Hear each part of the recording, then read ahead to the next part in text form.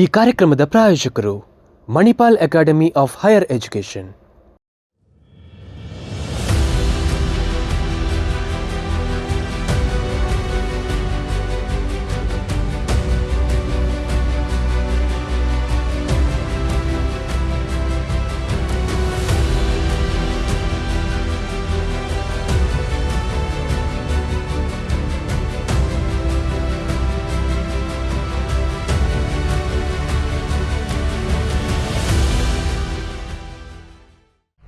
ನಾಡಿನ ಸಮಸ್ತ ವೀಕ್ಷಕರಿಗೆ ಡೈಜಿ ವರ್ಲ್ಡ್ ವಿಶೇಷ ಕಾರ್ಯಕ್ರಮಕ್ಕೆ ಪ್ರೀತಿಪೂರ್ವಕ ಸ್ವಾಗತ. ನಾನು ರೇವನ್.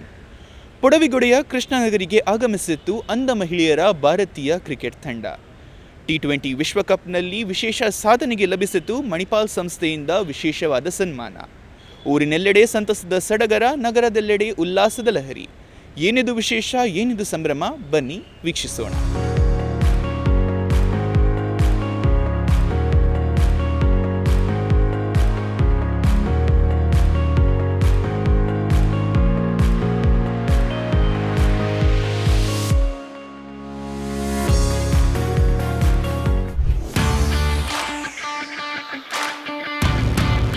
आपको कैसे पता लगा गाना गाती है? ऐसा है, मैं आप सबका ध्यान रखता हूँ जी.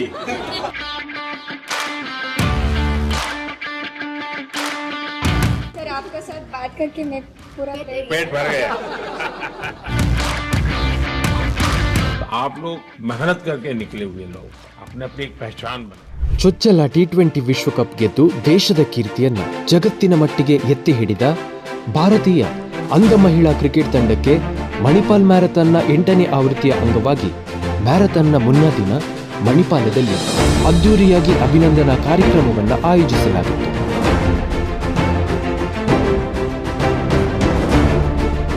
Manipal academy of higher education ಸಂಸ್ಥೆಯ ವತಿಯಿಂದ ವಿಶೇಷ ಸಮಾರಂಭ ಆಯೋಜಿಸಿ ತಂಡದ ಆಟಗಾರ್ತಿಯರನ್ನು ಗೌರವಿಸಲಾಯಿತು.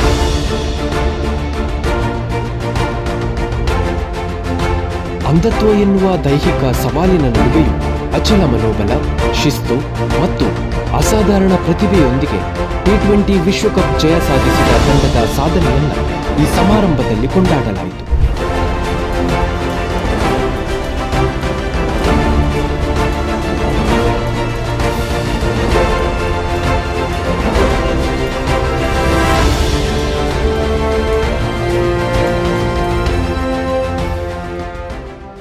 ಅಂಧರ ಕ್ರಿಕೆಟ್ ಕೇವಲ ಕ್ರೀಡೆ ಮಾತ್ರವಲ್ಲ, ಅದು ಮಹಿಳಾ ಸಬಲೀಕರಣದ ಜೊತೆಗೆ ರಾಷ್ಟ್ರದ ಹೆಮ್ಮೆಯನ್ನು ಪ್ರತಿಬಿಂಬಿಸುವ ವೇದಿಕೆಯಾಗಿದೆ ಎಂಬ ಅಭಿಪ್ರಾಯವು ವ್ಯಕ್ತವಾಯಿತು.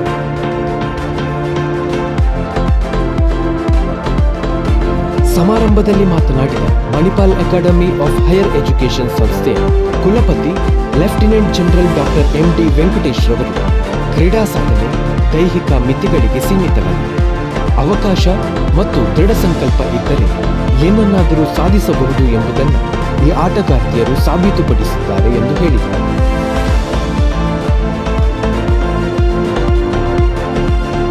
All of us have seen how the men and women in blue, when they wear the national jersey, the kind of emotions they bring out and the kind of strength and positivity that they display. And this is no truer than the wonderful team of the Indian Blind Women's Cricket team, that they have achieved this pinnacle of glory. It's not easy, ladies and gentlemen. It takes a lot of dedication, takes a lot of self-belief, resilience, working against all odds, and yet believing that we can be world beaters. Manipal academy of higher education ಸಂಸ್ಥೆಯ ಸಹ ಕುಲಪತಿ doctor HS Ballal ರವರು ವ್ಯವಸ್ಥಿತ ತರಬೇತಿ ಮತ್ತು ಬೆಂಬಲ ದೊರೆತರೆ ಅಂಧ ಕ್ರೀಡಾಪಟುಗಳು ಅಂತಾರಾಷ್ಟ್ರೀಯ ಮಟ್ಟದಲ್ಲಿ ಮಿಂಚುವ ಸಾಮರ್ಥ್ಯವನ್ನು ಹೊಂದಿದ್ದಾರೆ ಎಂದು ಶ್ಲಾಘಿಸಿದರು. No, we always glorify our men. Cricket is considered as a religion in this country. There is no doubt. Everybody appreciates it. But lot of importance is given to men's cricket, isn't it? Hardly any importance is given to women's cricket, and that to challenge, visually challenge or any challenge in a special type. This is done this time, and I should congratulate Mantesh and this girl for excellent performance that they have done. And Simo, as I said, spoke very well. She said, in the past we were recognized through our parents. Today, our parents are recognized through us, which is absolutely true.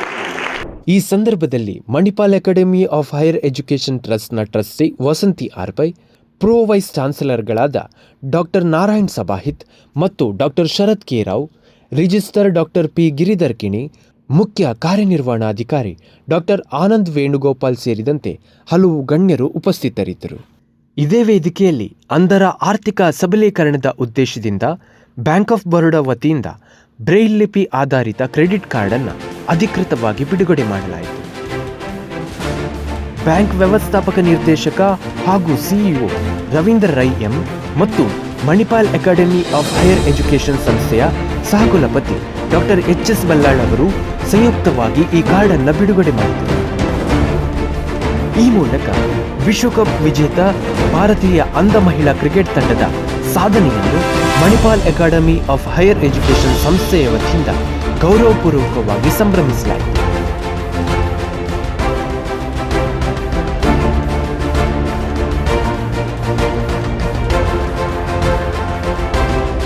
Manipal ವಿಶ್ವವಿದ್ಯಾನಿಲಯವು ಕೇವಲ ಶಿಕ್ಷಣ ಕ್ಷೇತ್ರದಲ್ಲಿ ಅಷ್ಟೇ ಅಲ್ಲದೆ ಕ್ರೀಡೆಗಳ ಉತ್ತೇಜನದಲ್ಲೂ ಮಹತ್ವದ ಪಾತ್ರ ವಹಿಸುತ್ತದೆ.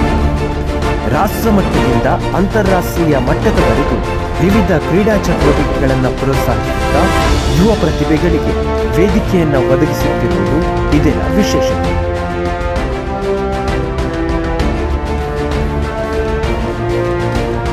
ಮ್ಯಾರಥಾನ್ ಹಬ್ಬದ ಸಂಭ್ರಮಕ್ಕೆ ಚಾಲನೆ ನೀಡಿದ ಸಂದರ್ಭದಲ್ಲಿ ಸುಮಾರು 20,000ಕ್ಕೂ ಅಧಿಕ ಓಟಗಾರರು ಭಾಗವಹಿಸಿ ಉತ್ಸಾಹಭರಿತ ವಾತಾವರಣ ಸೃಷ್ಟಿಸಿದರು.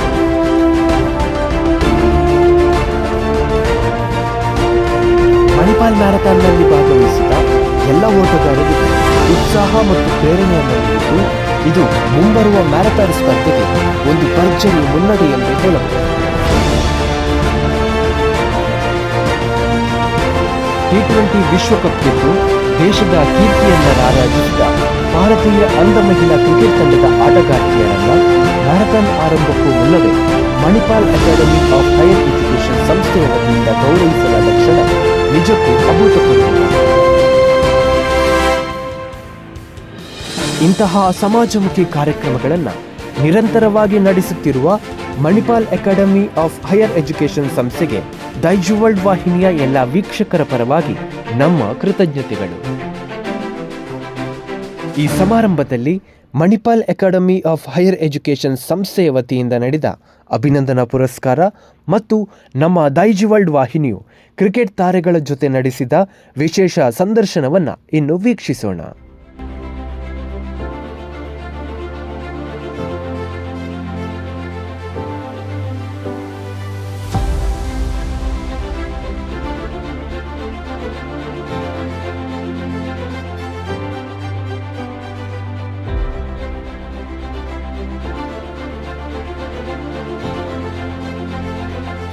ಭಾರತೀಯ ಅಂಧ ಮಹಿಳೆಯರ ತಂಡವು ನೇಪಾಳದ ವಿರುದ್ಧ ವಿಜಯಭೇರಿಯಾಗಿ ವಿಶ್ವಕಪ್ ಕಿರೀಟವನ್ನು ತನ್ನದಾಗಿಸಿಕೊಂಡಿದೆ. ಈ ಪಯಣದಲ್ಲಿ ಸಾಕಷ್ಟು ಸವಾಲುಗಳು, ಸಾಕಷ್ಟು ಸಂಕಷ್ಟಗಳು ಅವರು ಎದುರಿಸಿದ್ದಾರೆ. ಅವುಗಳು ಯಾವುವು? ಈ ಪಯಣದಲ್ಲಿ ಅವರು ಮುಂದೆ ಹೇಗೆ ಸಾಗಿದ್ರು? ಅವರಿಗೆ ಮೋಟಿವೇಶನ್ ಎಂಬುದು ಯಾರಾಗಿದ್ದಾರೆ ಎಂಬುದು ನೋಡಿ ಬರೋಣ ಬನ್ನಿ.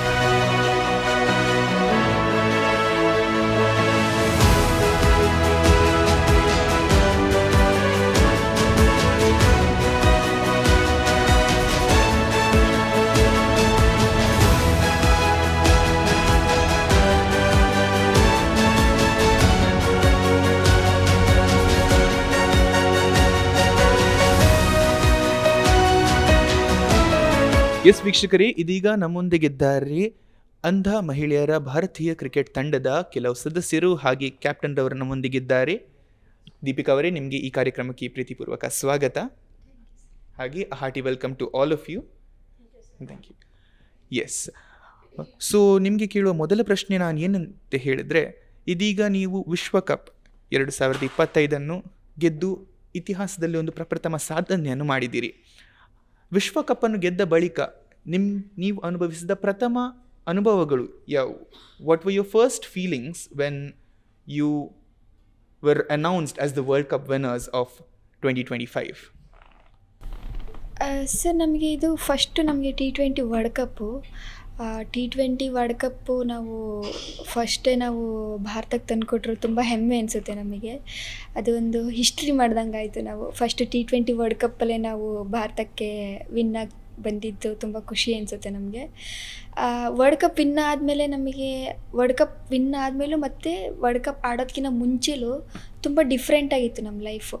ವರ್ಲ್ಡ್ ಕಪ್ ಆಡೋದಕ್ಕಿಂತ ಮುಂಚೆಲೇ ತುಂಬ ಕಷ್ಟಗಳು ಅಂತಂದರೆ ಒಂದು ಹೊತ್ತಿಗೂ ಊಟ ಇಲ್ಲದೆ ತುಂಬಾ ಎಷ್ಟು ನಾವು ಒಂದು 16 ಜನ ಪ್ಲೇಯರ್ಸ್ ಇದ್ದೀವಿ. ತುಂಬಾ ಕಷ್ಟಪಟ್ಟಿದ್ದಾರೆ ಅವರು, ತುಂಬ ಸ್ಟ್ರಗಲ್ ಮಾಡಿಕೊಂಡು. ಕೆಲವರಿಗೆ ಸಿಂಗಲ್ ಪೇರೆಂಟ್ಸ್ ಇದ್ದಾರೆ, ಕೆಲವರು ಇಬ್ಬರು ಬ್ಲೈಂಡ್ ಅಂತ ಅಂದ್ಬಿಟ್ಟು ಅಪ್ಪ ಬಿಟ್ಟೋಗಿರೋ ಪೇರೆಂಟ್ಸು ಸಹ ಇದ್ದಾರೆ. ಮತ್ತು ಒಂದು ಟೈಮಿಗೆ ಊಟ ಸಿಗದೆ ಇದು ತುಂಬ ಅಷ್ಟು ಕಷ್ಟ ವರ್ಲ್ಡ್ ಕಪ್ ಆಡೋದಕ್ಕಿಂತ ಮುಂಚೆಲೆ. ವರ್ಲ್ಡ್ ಕಪ್ ವಿನ್ ಆದಮೇಲೆ ನಮಗೆ ಒಂಥರ ಹೊಸ ಲೈಫು ಸಿಕ್ಕಿದೆ ಅನ್ನಿಸ್ತಿದೆ ನಮಗೆ. ಯಾಕಂತಂತಂದರೆ ವರ್ಲ್ಡ್ ಕಪ್ ವಿನ್ ಆದಮೇಲೆ ತುಂಬಾ ಆಪರ್ಚುನಿಟಿಗಳು, ದೊಡ್ಡ ದೊಡ್ಡ ವ್ಯಕ್ತಿಗಳನ್ನ ಮೀಟ್ ಆಗೋದಕ್ಕೆ ನಮಗೆ ಚಾನ್ಸ್ ಸಿಕ್ತು. ಮತ್ತು ನಮಗೆ ಎಕ್ಸ್ಪೆಷಲಿ ನರೇಂದ್ರ ಮೋದಿ ಸರ್ ಅವ್ರನ್ನ ನಮಗೆ ಮೀಟ್ ಆಗೋದಕ್ಕೆ ಸಂದರ್ಭ ಬಂತು ನಮಗೆ. ಮತ್ತು ರಾಷ್ಟ್ರಪತಿ ಮೇಡಮ್ ಇರ್ಬೋದು, ತುಂಬ ಒಳ್ಳೊಳ್ಳೆ ದೊಡ್ಡ ದೊಡ್ಡ ವ್ಯಕ್ತಿಗಳು ನಮಗೆ ಮೀಟ್ ಆಗೋದಕ್ಕೆ ಚಾನ್ಸ್ ಸಿಕ್ತು ನಮಗೆ. ಅದಾದಮೇಲೆ ನಮಗೆ ಕ್ಯಾಬಿ ಮತ್ತು ಸಮರ್ಥ ನಮ್ಗೆ ತುಂಬಾ ಸಪೋರ್ಟಿವ್ ಆಗಿದೆ ನಮಗೆ. ಫಸ್ಟು ನಮಗೆ T20 ವರ್ಲ್ಡ್ ಕಪ್ಪು ನಮಗೆ ಇಂಡಿಯಾನೇ ಕಂಡಕ್ಟ್ ಮಾಡಿದ್ದು, ನಾವು ಇಂಡಿಯಾಗೆ ವಾಪಸ್ ತಗೊಬಂದ್ವಿ. ಅದೊಂದು ನಮಗೆ ಖುಷಿ ಸಂದರ್ಭ. ಮತ್ತು ನಾವು ಫೈನಲ್ ಮ್ಯಾಚು ನೇಪಾಳ ವಿರುದ್ಧ ಆಡಿದ್ದು ಕೊಲಂಬೋನಲ್ಲಿ. ಅದಾದಮೇಲೆ ಮ್ಯಾಚ್ ನಮಗೆ ವರ್ಲ್ಡ್ ಕಪ್ ವಿನ್ ಆದಮೇಲೆ ರೀಸೆಂಟಾಗಿ ಕೂಡ ನಮಗೆ ನಾರ್ಮಲ್ ಕ್ರಿಕೆಟ್ ಟೀಮು ಹುಡುಗಿರ್ ಟೀಮ್ ಕೂಡ ವಿನ್ ಆಗಿತ್ತು. ಅದು ಲಾಸ್ಟ್ ಮ್ಯಾಚ್ ನಾವು ಎಲ್ಲ ಒಂದು ಒಟ್ಟಿಗೆ ಎಲ್ಲ ಪ್ಲೇಯರ್ಸು ಒಂದು ರೂಮಲ್ಲಿ ಕುತ್ಕೊಂಡು ನೋಡಿದ್ವಿ. ನಾವು ಸಹ ವಿನ್ ಆಗಬೇಕು, ನಾವು ಸಹ ಇಂಡಿಯಾ ಕಪ್ ತೊಗೊಂಡು ಹೋಗಬೇಕು ಅಂತ ಅಂದ್ಬಿಟ್ಟು ಎಲ್ಲ ಆ ಒಂದು ವಿನ್ ಆದಿ ಅವರು ಯಾವ ಥರ ಫೀಲ್ ಆದರೂ ಅದಕ್ಕಿಂತ ಹೆಚ್ಚಾಗಿ ನಾವು ಫೀಲ್ ಆದ್ವಿ. ನಾವು ವಿನ್ ಆಗಬೇಕು, ನಾವು ವಿನ್ ಆದರೆ ಈ ಥರ ಸಂದರ್ಭ ಇರುತ್ತಲ್ವ ಅಂತಂದ್ಬಿಟ್ಟು.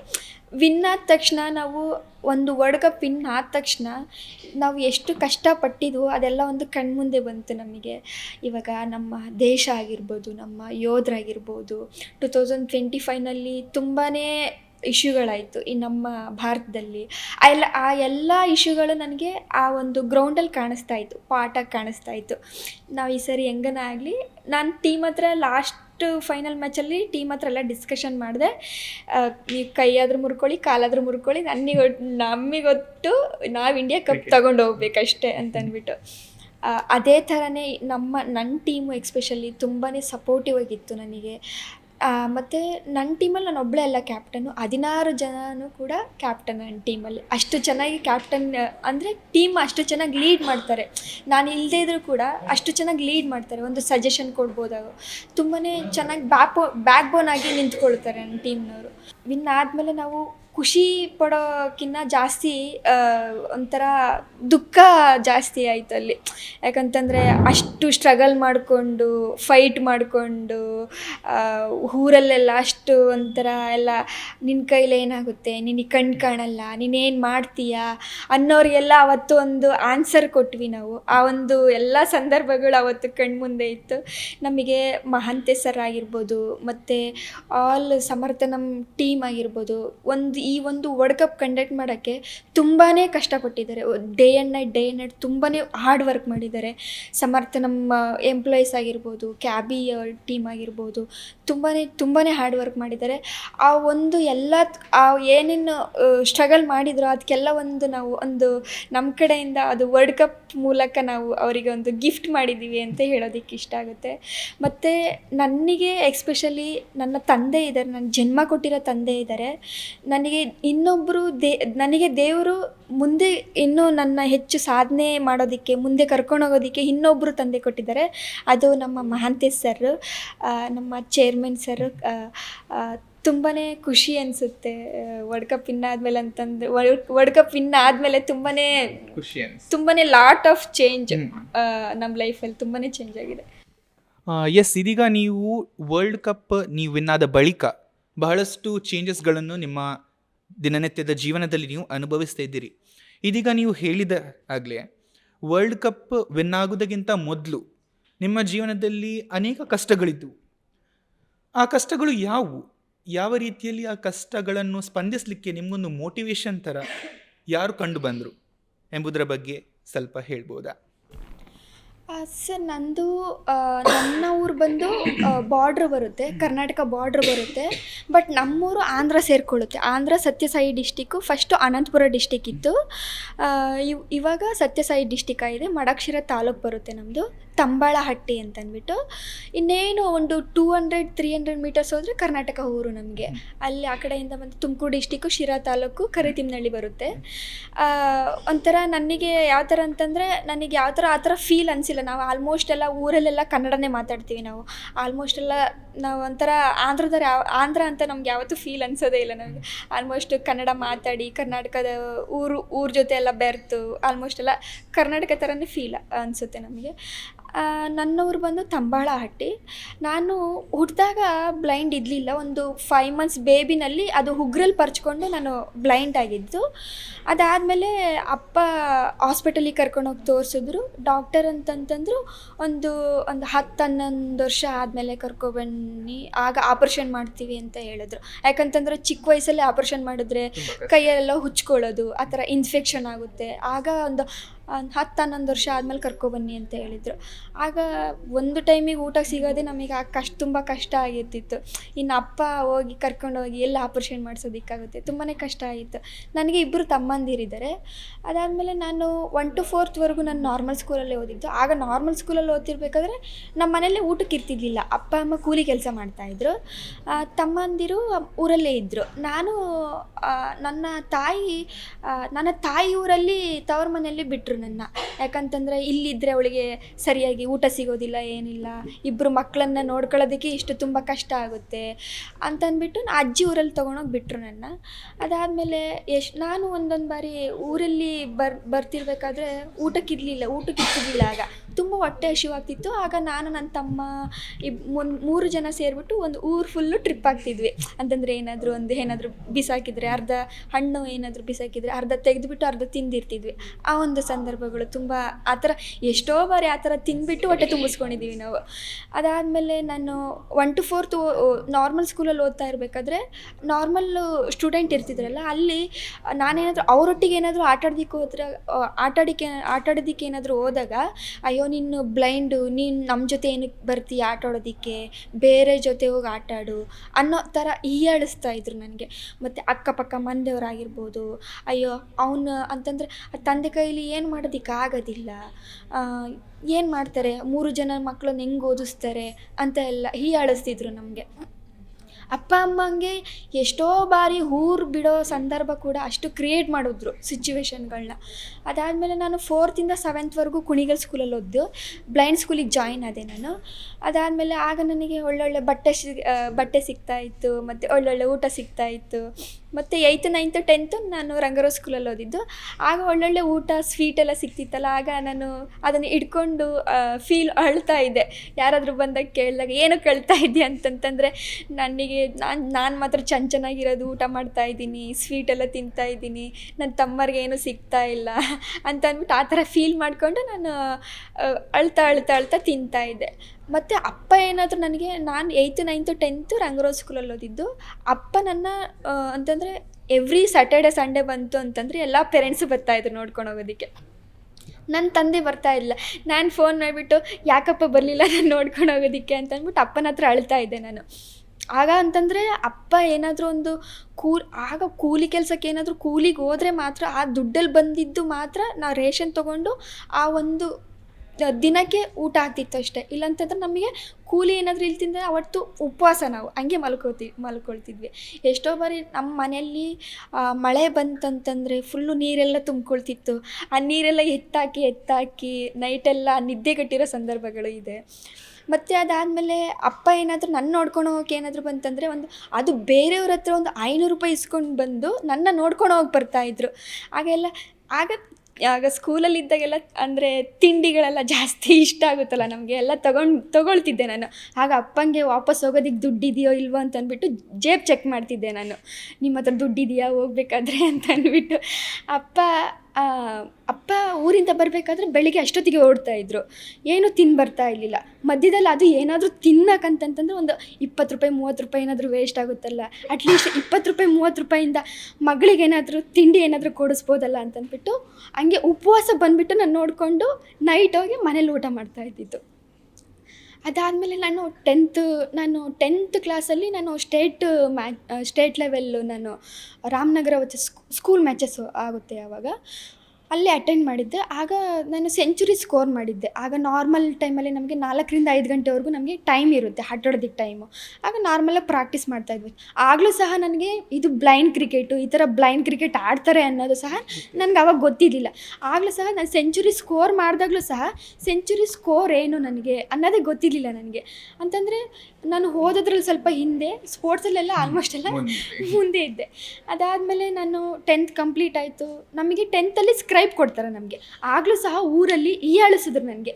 ಅಂತಂದರೆ ಸ್ಕ್ರೈಬ್ ತಗೊಂಡು ಬರೆದಿದ್ದಾಳೆ, ಇವಳಿಗೆ ಏನು ಓದೋದಕ್ಕೂ ಬರಲ್ಲ ಬರೆಯೋದಕ್ಕೂ ಬರಲ್ಲ ಅನ್ನೋ ಥರ ಹೀಯಾಳಿಸ್ತಿದ್ರು. ಅದಾದಮೇಲೆ ನಾನು ಫಸ್ಟ್ PU ಸೆಕೆಂಡ್ PU ಊರಲ್ಲೇ ಸೇರಿಕೊಂಡೆ. ಬರ್ಗೂರಲ್ಲಿ ಜ್ಞಾನಜ್ಯೋತಿ ಪದವಿ ಪೂರ್ವ ಕಾಲೇಜಲ್ಲಿ ನನ್ನ ಫಸ್ಟ್ PU ಇದ್ದಾಗ 2019 first ever women's team start ಆಗಿದ್ದು 2019 ಆಗ ಕರ್ನಾಟಕ ಟೀಮ್ ಸೆಲೆಕ್ಷನ್ ಇದ್ದಾಗ ಶಿಖಾ ಮ್ಯಾಮ್ ನಮ್ಮ ಮ್ಯಾನೇಜರ್ ಇದ್ದಾರೆ, ಶಿಖಾ ಮ್ಯಾಮ್ ಕಾಲ್ ಮಾಡಿಬಿಟ್ಟು ಈ ಥರ ಕರ್ನಾಟಕ ಟೀಮ್ ಸೆಲೆಕ್ಷನ್ ಇದೆ, ನೀನು ಬಂದು ಪಾರ್ಟಿಸಿಪೇಟ್ ಮಾಡ್ತೀಯಾ ಅಂತಂದ್ಬಿಟ್ಟು. ಆಗ ಅಪ್ಪ ಅಮ್ಮಂಗೆ ಕೇಳಿದೆ. ಅಪ್ಪ ಅಮ್ಮ ಅಂತಂತಂದರು, ಈಗಲೇ ಅಂತಂದರೆ ನೀನು ಹುಡುಗಿ ಹೇಗೋಗಿ ಆಡ್ತೀಯ ಹೊರಗಡೆ, ಈ ಥರ ಆ ಥರ ಎಲ್ಲ ಅಂತಂದರೆ ಇವಾಗೆಲ್ಲ ಊರಲ್ಲೆಲ್ಲ ಮಾತಾಡ್ತಾ ಇದ್ದಾರೆ, ಅವಳಿಗೆ ಏನು ಓದೋದಿಕ್ಕೆ ಬರಲ್ಲ ಏನಿಲ್ಲ, ಮತ್ತೇನಾದರೂ ನೀನೇನಾದರೂ ಹೊರಗಡೆ ಹೋದಾಗ ಯಾರ ಜೊತೆ ಓದಲೋ ಏನೋ ಅನ್ನೋ ಥರ ಕೆಟ್ಟದಾಗೆಲ್ಲ ಮಾತಾಡ್ತಾರೆ, ಬೇಡ ಅಂತಂತಂದರು. ಆಗ ಅಪ್ಪನ ಹತ್ರ ಕೂಡ ನಾನು ಕಳಿಸೋದಕ್ಕೆ ದುಡ್ಡಿರಲಿಲ್ಲ. ಆಗ ಊರಿಂದ ಬ್ಯಾಂಗ್ಳೂರಿಗೆ ಹೋಗೋದು ಅಟ್ಲೀಸ್ಟ್ ಒಂದು 500 ಆದರೂ ದುಡ್ಡು ಬೇಕು, ಚೆನ್ನಾಗಿರೋ ಬಟ್ಟೆ ಏನಾದರೂ ಬೇಕು. ಇವಾಗ ಊರಲ್ಲಿದ್ದರೆ ಏನೋ ಒಂದು ಹರಿದೋಗಿರೋ ಬಟ್ಟೆ ಅದನ್ನು ಹೊಲಿದು ಬಿಟ್ಟಾದರೂ ಹಾಕ್ಕೊಂಡ್ರೆ ಓಕೆ ನಡೆಯುತ್ತೆ. ಅದು ಬೆಂಗಳೂರಿಗೆ ಹೋಗೋದಕ್ಕೆ ಅಟ್ಲೀಸ್ಟ್ ಚೆನ್ನಾಗಿರೋ ಬಟ್ಟೆನಾದರೂ ಬೇಕಲ್ಲ. ಆಗ ಅಟ್ಲೀಸ್ಟ್ ನನ್ನ ಹತ್ರ ಚೆನ್ನಾಗಿರೋ ಬಟ್ಟೆನೂ ಸಹ ಇರಲಿಲ್ಲ. ಅದಾದಮೇಲೆ ನಾನು 4th 7th ನಾನು ಕುಣಿಗಲ್ ಸ್ಕೂಲಲ್ಲಿ ಹೋದ್ನಲ್ಲ, ಅಲ್ಲಿ ಸೀನಿಯರ್ ಒಬ್ಬರು ಅಣ್ಣ ಇದ್ದರು, ಮೋಹನ್ ಕುಮಾರ್ ಅಂತ. ಅವ್ರು ನನಗೆ ಕಾಲ್ ಮಾಡಿಬಿಟ್ಟು ನಿನಗೆ ಏನೇನು ಬೇಕಾಗುತ್ತೋ ಅದನ್ನೆಲ್ಲ ನಾನು ನೋಡ್ಕೊಳ್ತೀನಿ, ನೀನು ಹೋಗಿ ಕ್ಯಾಂಪ್ ಅಟೆಂಡ್ ಮಾಡು ಅಂತಂತಂದರು. ಅಣ್ಣನೇ ನಮ್ಮ ಊರಿಗೆ ಬಂದುಬಿಟ್ಟು ಖುದ್ದಾಗಿ ಅವರೇ ಬೆಂಗಳೂರಿಗೆ ಕರ್ಕೊಂಡು ಹೋದರು. ಅದಾದಮೇಲೆ ನಾನು ಸಮರ್ಥನಮಿಗೆ ಹೋದೆ. ನಾನು ಯಾವಾಗ ಸಮರ್ಥನಮಿಗೆ ಹೋದ್ನೋ ಆಗ ನಾನು ಒಂಥರ ಎಲ್ಲ ಒಂದು ಲೈಫು ಅಂತ ಒಂದು ಸ್ವಲ್ಪ ಚೇಂಜ್ ಆಯಿತು ನನಗೆಲ್ಲ. ನನ್ನ ಫಸ್ಟ್ ಕಾನ್ಸೆಪ್ಟ್ ಏನಂತ ಇದ್ದಿದ್ದಂತಂದರೆ, ನಾನು ಕ್ರಿಕೆಟ್ ಆಡಬೇಕು, ನನಗೆ ಮ್ಯಾಚ್ ಫೀಸು ಏನಾದರೂ ವಿನ್ನಿಂಗ್ ಅಮೌಂಟ್ ಎಲ್ಲ ಬರುತ್ತಲ್ಲ ಅದೇನಾದರೂ ಕೊಟ್ಟರೆ, ಅಪ್ಪ ಅಮ್ಮ ಕೊಟ್ಟರೆ ಅವ್ರು ರೇಷನ್ ತೊಗೊಂಡು ಹೊಟ್ಟೆ ತುಂಬ ಊಟ ಮಾಡ್ತಾರೆ ಅನ್ನೋದೊಂದು ನನಗೆ ಕಾನ್ಸೆಪ್ಟ್ ಇದ್ದಿದ್ದು. ಹೀಗಾಗಿ ಒಂದು ತುಂಬ ಇನ್ಸ್ಪಿರೇಷ್ನಲ್ ಸ್ಟೋರಿ ನಿಮ್ಮದು. ತುಂಬ ಕಷ್ಟಗಳನ್ನು ಮುಂದಕ್ಕೆ ಬಂದು ನೀವು ಈ ಸಾಧನೆಯನ್ನು ಮಾಡಿದ್ದೀರಿ. ಖಂಡಿತವಾಗಿ ನಿಮ್ಮಲ್ಲಿ ತುಂಬ ಅಭಿಮಾನವನ್ನು ಪಡಿತೇವೆ ನಾವು. ಇದೀಗ ಇನ್ನಷ್ಟು ಸಾಧಕರು ನಮ್ಮೊಂದಿಗಿದ್ದಾರೆ, ಅವರೊಟ್ಟಿಗೂ ನಮ್ಮ ಮಾತುಕತೆಯನ್ನು ಮುಂದುವರಿಸೋಣ ಒಂದು ಪುಟ್ಟ ವಿರಾಮದ ಬಳಿಕ.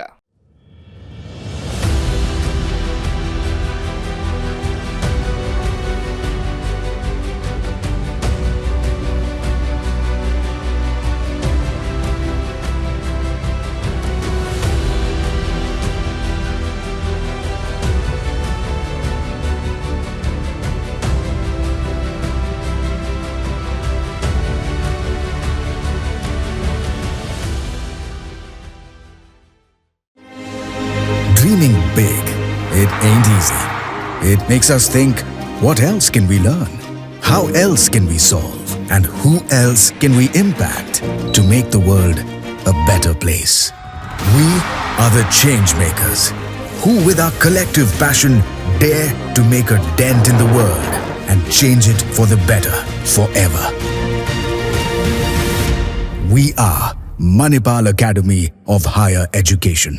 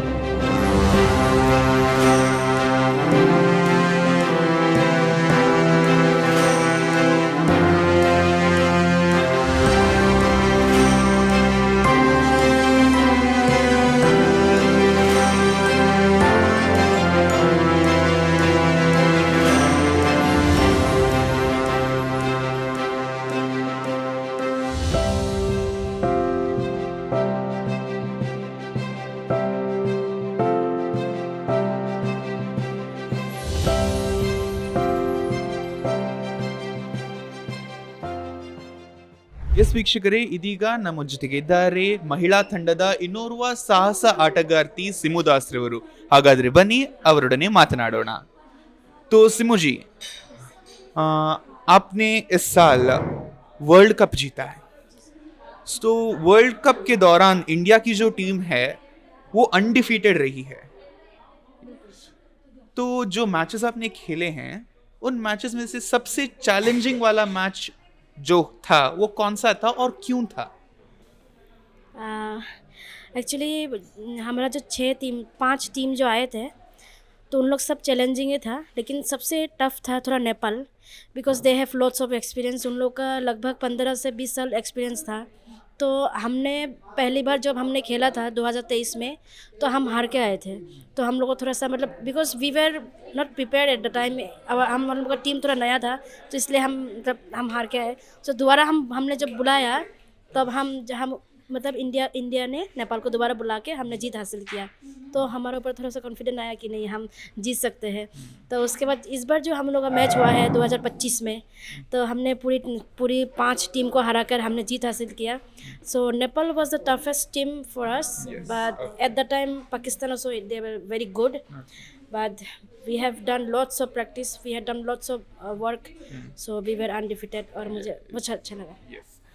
सो इस इंटरव्यू के माध्यम से आप जैसी लड़कियां जो हैं जो क्रिकेट में आना चाहती हैं बट अपने ब्लाइंडनेस की वजह से जो अपने ड्रीम को परस्यू करने के लिए थोड़ा सा हिचकिचाती हैं, तो उन्हें आप क्या संदेश देना चाहेंगी? मैं संदेश यही देना चाहूँगी, हम कभी ये होता है कि जब हम बेटियाँ ब्लाइंड होते हैं या बेटा ब्लाइंड होते हैं, पेरेंट्स सबसे मेन चीज़ होता है कि पेरेंट्स का सपोर्ट कितना मिलता है.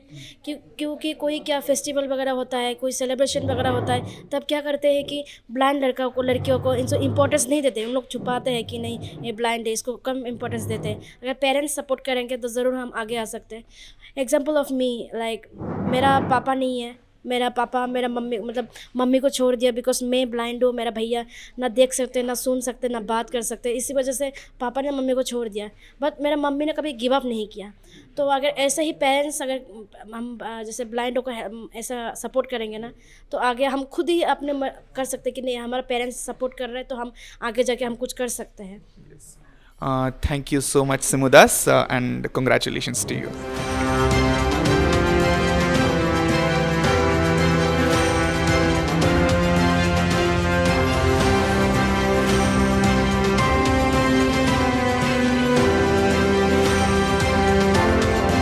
ಇದೀಗ ನಮ್ಮೊಂದಿಗೆ ಇನ್ನೋರ್ವ ಆಟಗಾರ್ತಿ ಇಲ್ಲಿದ್ದಾರೆ, ಬನ್ನಿ ಅವರೊಡನೆ ಮಾತನಾಡೋಣ. तो मैडम आपका परिचय आपको देना है और इसी के साथ आपकी जो टीम है उसने कैसे इस वर्ल्ड कप के सफ़र को एक टीम बन के जो है इस मुकाम को हासिल किया है उसके बारे में थोड़ा हमें बताइए. नमस्कार, मेरा नाम फुला सरन है और मैं उड़ीसा से आती हूँ. वर्ल्ड कप जीतना हमारा एक ड्रीम था, हमारा नहीं सबका ड्रीम था, क्योंकि एक टीम बनना, उस पर सबके साथ अच्छे से कोऑर्डिनेट करना वो भी बहुत मतलब हमारे लिए डिफ़िकल्ट था, क्योंकि अलग अलग स्टेट से है, हमको लैंग्वेज प्रॉब्लम होता है. तो हमने पहले हम पूरा टीम में सब सिस्टर जैसा रहे, तो खुद को पूरा फ्रेंडली सब ने सबको सपोर्ट किया और हमारा ड्रीम था कि हम वर्ल्ड कप जीतेंगे, क्योंकि इतना सारा लोग हमारे पीछे इतना हार्ड वर्क कर रहे हैं. तो हमारा फर्ज बनता है कि हम वर्ल्ड कप जीतेंगे और सबका मेहनत था और पूरा टीम का पूरा इतना एफर्ट था कि तो हम वर्ल्ड कप जीत गए. So thank you so much Fula ma'am and hearty congratulations to you. Thank you. The players were ready to create history. India won the final match by 7 wickets and became the world champions. So yes ವೀಕ್ಷಕರೇ, ಇದೀಗ ನಮ್ಮೊಡನಿದ್ದಾರೆ ಶ್ರೀಮತಿ ಗಂಗಾ ಕದಮ್ ಅವರು. ಇವರು ಭಾರತೀಯ ಅಂಧ ಮಹಿಳೆಯ ತಂಡದ vice captain ಆಗಿ ಈ ವರ್ಲ್ಡ್ ಕಪ್ಪಿನ ಇತಿಹಾಸವನ್ನು ರಚಿಸಲು ಸಹಕರಿಸಿದ್ದಾರೆ. ಬನ್ನಿ ಹಾಗಾದರೆ ಅವರೊಡನೆ ಮಾತನಾಡೋಣ. ಸೊ ಗಂಗಾ मैडम, पहले hearty welcome to this interview. और इसी के साथ मैं आपसे ये पूछना चाहूँगा कि जो पूरी टीम है उसे एक झुंड बन के एकता के साथ जो आगे बढ़ाने का काम होता है वो कितना चैलेंजिंग था और उसे आपने कैसे निभाया? हम लोग को एक साथ जुड़े रहने का तो पहले फर्स्ट ऑफ बहुत बड़ा चैलेंज लग रहा था, क्योंकि हम अलग अलग स्टेट से थे।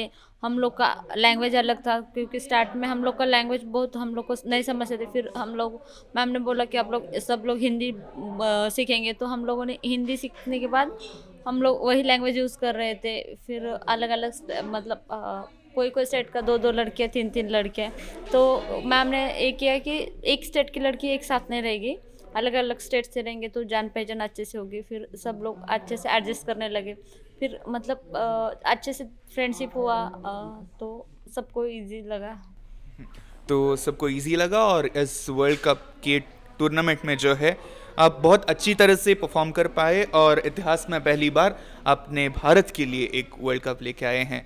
इसी के साथ धन्यवाद गंगा मैडम और congratulations to you. Thank you.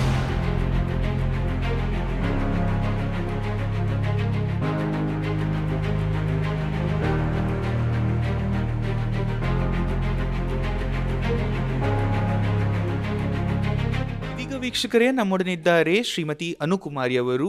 ಬಿಹಾರದಿಂದ ಭಾರತೀಯ ತಂಡವನ್ನು ಅವರು ಪ್ರತಿನಿಧಿಸಿದ್ದಾರೆ. ಬನ್ನಿ ಅವರೊಡನೆ ಮಾತನಾಡೋಣ.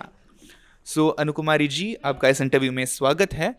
तो इस वर्ल्ड कप के मुकाम को आपने हासिल किया है, तो इस चेयर से, इस माध्यम से आप जैसी लड़कियां जो हैं, वह कोई भी लड़का लड़की हो जो अपने इस क्रिकेटिंग के ड्रीम को पूरा करने की कोशिश करते हैं, तो उन्हें आप क्या संदेश देना चाहेंगी?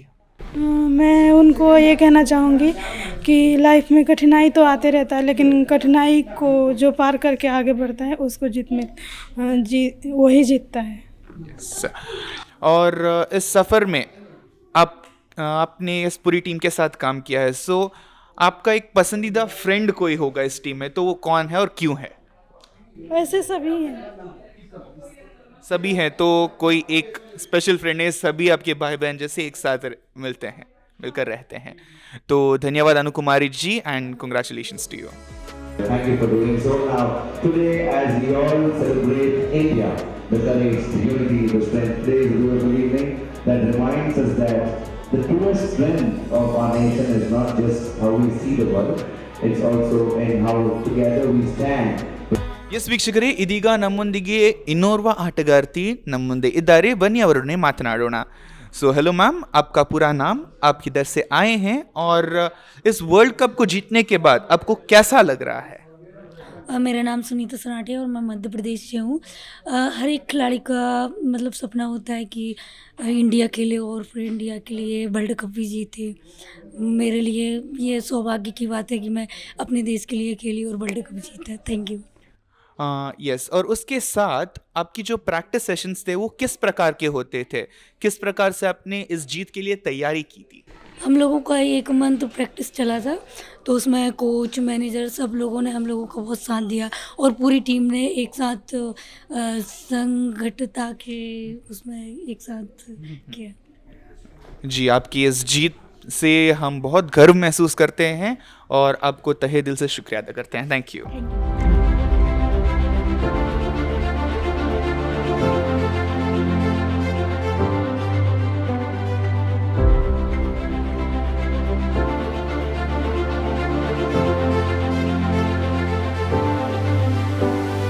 ಎಸ್ ವೀಕ್ಷಕರೇ, ಇದೀಗ ಇನ್ನೋರ್ವ ಆಟಗಾರ್ತಿ ಶ್ರೀಮತಿ ಸುಷ್ಮಾ ಪಟೇಲ್ ಈಗ ನಮ್ಮೊಂದಿಗಿದ್ದಾರೆ. ಬನ್ನಿ ಅವರೊಡನೆ ನಾವು ಮಾತನಾಡೋಣ. तो सुषमा जी, आपका इस कार्यक्रम में स्वागत है. तो मेरा आपसे ये सवाल है कि आप इस मुकाम तक पहुंची हैं, बहुत संघर्ष आपने किया होगा. सो इस मुकाम पे जब आप पहुंची हैं, तो इस माध्यम से आप लोगों को क्या संदेश देना चाहेंगी? मैं सबके लिए यही संदेश देना चाहूँगी, क्योंकि क्या जैसे गांव से रहते हैं आप, कहीं वहाँ पे सपोर्ट नहीं करते, तो ये है कि फैमिली का सपोर्ट चाहिए रहता है, वहाँ का जो बैकग्राउंड है वहाँ से, और बाकी जो जिसका जो सपना है, जैसे स्टडी में हो गया, खेल में हो गया, तो जो सपना है उनको लगातार उसमें मेहनत करना चाहिए. तो मेहनत करेंगे तो सफलता ज़रूर मिलेगी. तो मेहनत करेंगे तो हर एक चीज़ में हमें इस मुकाम तक हासिल करने की एक क्षमता हम रख सकते हैं. तो धन्यवाद Sushma ji and congratulations to you. Thank you. Simulas to please join us on stage, please. Bye. Simulas. उसके बाद हम अनु कुमारी जी को स्टेज पर बुलाना चाहेंगे। Let's welcome Anu. Basanti, we welcome you to collect your car as well.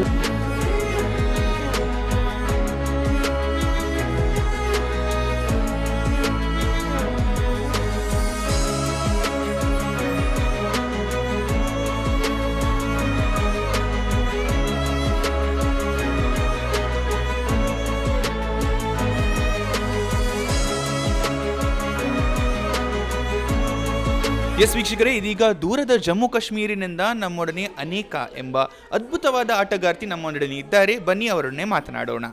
तो अनेका जी, आपका इस प्रोग्राम में स्वागत है। तो ये जो आपकी टीम है, जो भारतीय महिलाओं की ये टीम है, इसमें जम्मू से लेके कश्मीर तक बहुत सारे स्टेट के बहुत सारे खिलाड़ी शामिल थे। तो इस टीम को साथ में मिलकर एक काम करने के लिए क्या प्रेरणा थी और कैसे आपने बाकी सब खिलाड़ियों के साथ मिलकर एक झुंड बन के काम किया? हेलो सर, इसमें क्या था कि सबसे पहले आपको पता है कि ये इंडिविजुअल गेम नहीं है, ये क्रिकेट मतलब इंडिविजुअल गेम नहीं है, पूरी टीम के साथ, जब तक टीम का साथ ना हो तब तक हम कुछ नहीं कर सकते। मेरे को अभी ब्लाइंड क्रिकेट में आए हुए 1 साल हुआ है, तो उस बीच मैंने एक नेशनल खेला। एक्चुअली जम्मू कश्मीर में गर्ल्स की टीम नहीं थी, तो मैंने दिल्ली टीम से खेलना स्टार्ट किया। तो फिर मेरे को मतलब काफ़ी ज़्यादा लाइफ में स्ट्रगल्स आए। उसके बाद मेरा एक नेशनल हुआ, तो मेरी परफॉर्मेंस वहाँ पे ठीक थी। फिर 56 गर्ल्स का सिलेक्शन ट्रायल हुआ, उसमें मेरा नाम आया, और फिर वर्ल्ड कप के लिए मेरी लिस्ट आई, तो उसमें मेरा नाम आया। तो जब हमारी प्रैक्टिस होती थी, तो 1-2 मंथ पहले ही हमारी प्रैक्टिस वर्ल्ड कप के लिए स्टार्ट हो गई थी। तो जब हमारी प्रैक्टिस होती थी तो काफ़ी ज़्यादा हमारे जो कैप्टन है, हमारे कोच मैम, हमें इतना ज़्यादा मोटिवेट करते थे कि चाहे कुछ भी हो जाए, तुम्हें एकजुट करके रहना है, तो तुम्हें कोई भी नहीं हरा सकता। तो मतलब काफ़ी ज़्यादा मोटिवेट करते थे हमें, हमारा मॉरल कभी भी डाउन नहीं होने देते थे। कि जैसे कभी कभी होता है कि कोई मैच में अच्छा परफॉर्म नहीं किया था, तो आप मतलब सोचते हो कि यार मैं परफॉर्म अच्छा नहीं कर पा रही हूँ, तो मैम मतलब कभी भी ऐसा फील नहीं होने थे, बोलते तुम अच्छा कर रहे हो, तुम्हारी सिलेक्शन हुई है, कुछ देख के ही तुम्हारी सिलेक्शन की है, तुम अपने आप को कभी कम मत समझो और पूरी टीम को एक साथ लेके चलो। सो अपनी कोच मैम और अपनी कैप्टन जो है, उनके सपोर्ट, मॉरल सपोर्ट जो है, साथ ही साथ जो ग्राउंड पे सपोर्ट उन्होंने दिया है, इस हिसाब से आप लोगों ने एक झुंड बनकर एक वर्ल्ड कप जो है पहली बार भारत के नाम आप लेके आए हैं। इस आपके साधन से हम बहुत गर्व महसूस करते हैं और आपको धन्यवाद कहते हैं। Thank you so much.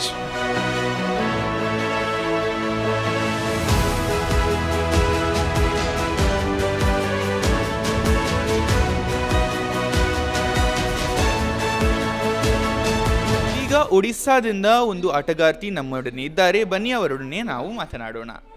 सो नमस्कार, आपका नाम क्या है? मेरा नाम बसंती हंसदा। तो बसंती जी, मेरा आपसे यह सवाल है कि जो वर्ल्ड कप का मुकाम आपने हासिल किया है, उस वक्त आपकी भावनाएं क्या थी, और जब आपने मुकाम अब हासिल कर लिया है, तो इस मंच से आप जैसी लड़कियां जो हैं, जो ये सपना देखती हैं, तो उन्हें क्या संदेश देना चाहेंगी? पहले तो हम जीतने के बाद बहुत इमोशनल हो गए थे, सब ने रो लिया, तो हमारा ये विनिंग मोमेंट बहुत अच्छा था। और मैं स्पेशली लड़कियों के लिए कहना चाहती हूँ कि जो भी अपने मतलब हमने जैसा स्ट्रगल किया है, कितना स्ट्रगल किया है, तो ऐसा मतलब हमारे जीवन में अगर स्ट्रगल है तो उसको पीछे रख के अपना सपना को मतलब आगे बढ़ के सपना को पूरा करना है, और उसको मतलब मंजिल तक लेके आना है, पहुंचना है। Yes, thank you so much. और आपके इस साधन पे हम बहुत गर्व महसूस करते हैं और आपको तहे दिल से शुक्रिया अदा करते हैं। Thank you so much.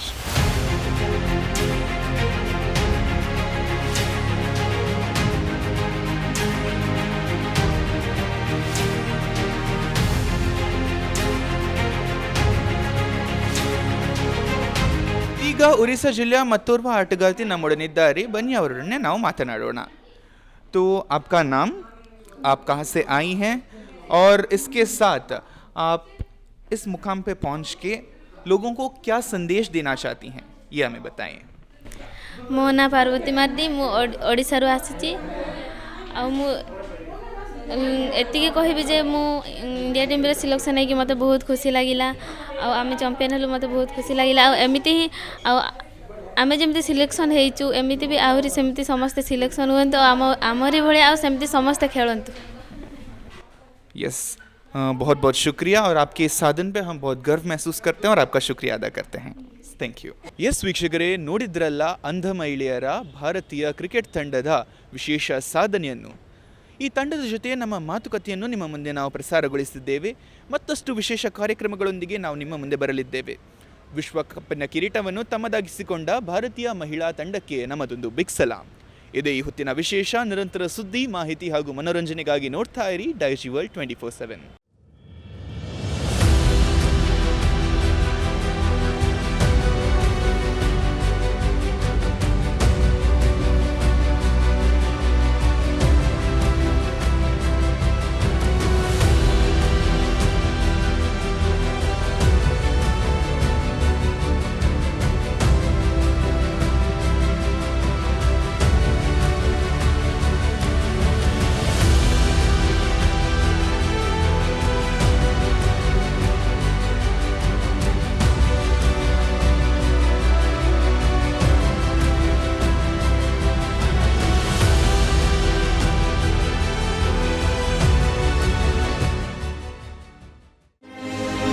Dreaming big, it ain't easy. It makes us think, what else can we learn? How else can we solve? And who else can we impact to make the world a better place? We are the change makers, who with our collective passion dare to make a dent in the world and change it for the better forever. We are Manipal Academy of Higher Education.